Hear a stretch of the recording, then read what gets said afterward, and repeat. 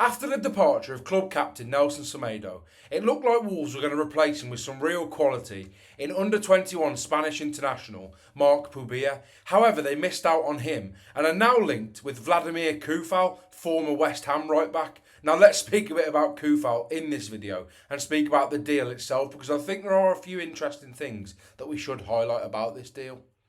Now, as you can see on screen, journalist Alex Crook confirmed that Wolves are reportedly showing an interest in former West Ham right-back Vladimir Coufal. Now, this is a mind-boggling deal in itself, and a lot of Wolves fans are unhappy, and rightly so. I mean, if we just take a look at the comments here, some of them are absolutely incredible. I mean, as you can see there, nah, not for me. The second one, very, very interesting, and oh my God, it's happening. Now, this is a very, very interesting deal for me in many ways, to be honest. Now, the deal itself for me is absolutely ludicrous. In terms of the wage he will be on as well, it just doesn't make much sense.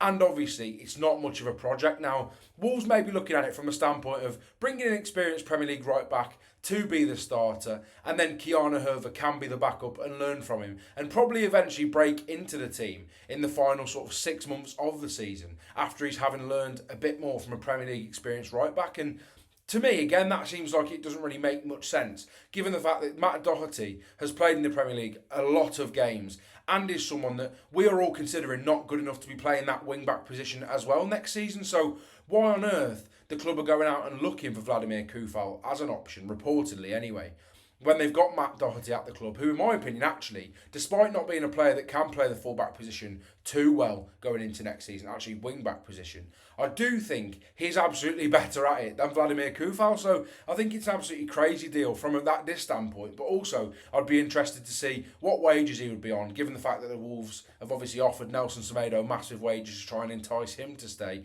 which still hasn't been confirmed, by the way, but he hasn't stayed. Let's be honest, he's not staying. But I just think it's so interesting. But there is one thing that I've picked up on that I would like to sort of deep dive into with regards to Vladimir Coufal as well.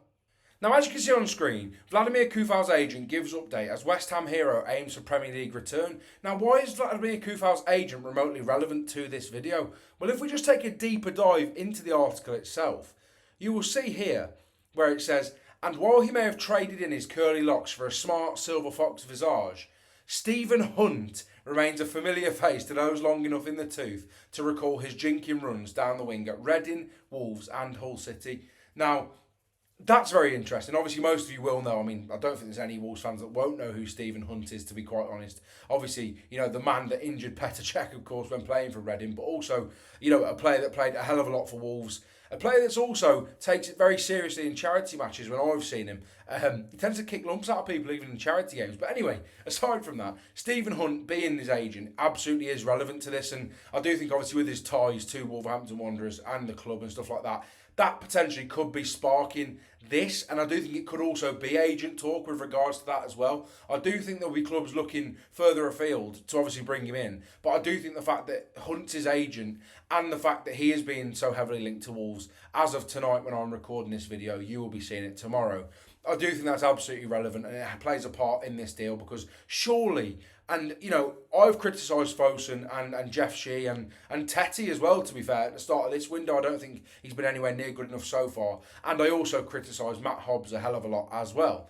But I just don't think even Wolverhampton Wanderers can operate this stupidly, surely. I just think that it's completely beyond even them, to be honest. And we know how Wolves have operated in recent years, especially. It's not been at the highest level. And this just feels like such a strange signing that's almost come out of nowhere, and a player that I could easily see Wolves signing, which is probably the more worrying thing, to be honest, given the fact that they do need wing-back sort of improvements or sort of, like I say, experienced players to learn from.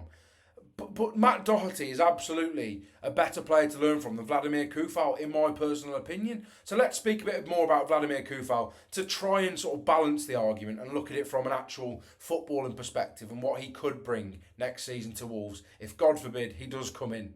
Now let's take a look at the deeper analytical data, because it might not seem as bad as we think. Well, Vladimir Coufal played 1,067 minutes last season, 22 appearances. Obviously, not many of them starts, because Aaron Wan-Bissaka was absolutely brilliant last season for West Ham. But if we just take a look at the data here in comparison to fullbacks in the top 5 leagues, the Champions League and the Europa League, it's absolutely woeful, if we're being completely honest. With regards to his attacking intent, there's almost nothing there. And he, don't get me wrong, in sort of the 2021, 22 seasons around there, he really did offer something going forward. And I think he would have been a valuable asset maybe then. But even then, he was at a sort of an age profile that Wolves shouldn't even really touch, to be quite honest. Now, as you can see there, he's in the 7th% for assists, 0.0 assists created last season, and generally just a really, really poor season for him offensively, of course. Also, that wasn't the role of him at West Ham in that season, of course, when he did come on. It was just more to see out games, see out results and stuff like that. But he was just absolutely nowhere near it last season, and also Wan-Bissaka was massively on it. Now, if we look here, the only positive to take from Vladimir Coufal is he wins 1.94 aerials per 90, and that's mainly because they bring him on to see out games when, things are tight and there's teams swinging crosses into the box. It just really doesn't seem like it does. In my videos, I like to be quite objective and give you the positives, give you the negatives, and then give you my conclusion. However, if I'm being completely honest, it may seem harsh, but I am really struggling to see the positives of this deal. If it does come off, I just think it's a bit of a mad one. And also, not to mention, Coufal isn't a wing back, he is a right back, and Vitor Pereira's made it very clear, and I think Keanu Herver's comments were interesting yesterday after the Stoke game, that, the wing-back system and the way that wing-backs operate for Vitor Pereira are absolutely key to everything they do, and we saw it last season with Ryan Aït-Nouri and Nelson Semedo, so I just don't see why Wolves would be signing an out-and-out full-back to play wing-back who's nowhere, and actually really probably isn't even an improvement on Keanu Herver, to be honest, given how we've seen him play in pre-season. So I think it's absolutely ludicrous, and I think it's a really poor deal in many ways, but I have tried to be as positive about it as I can, but I don't think even I can put a positive shine on what seems to be a pretty ludicrous deal.